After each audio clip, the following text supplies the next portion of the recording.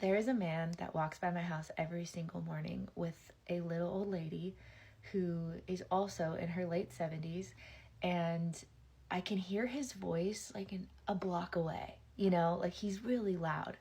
And one morning this spring, I heard his voice coming, and I stood up from my chair, this chair that was right there, and I walked to my window because I said to myself, love is walking by.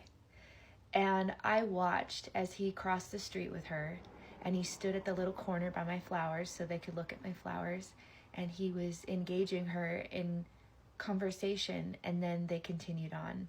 Every day, this man walks with this woman. And so one day, I had gone to a flower farm, and I had all of these flowers. And so I had taken one of the vases, and when they walked by, I met them outside, and I said, hey, I have flowers for you. And she's hard of hearing, so he just took the flowers and was going to give them to her. And I said, are you guys related?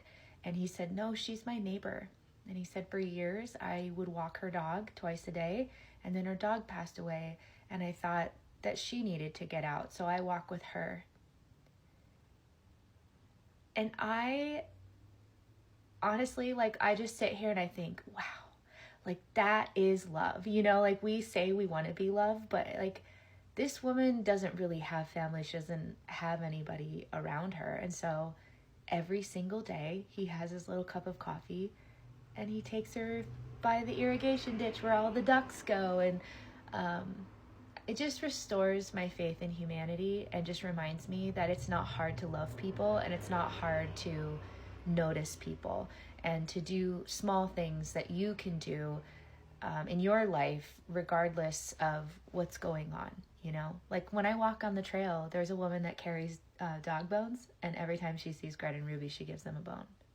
It's that type of stuff. All right, have a good day.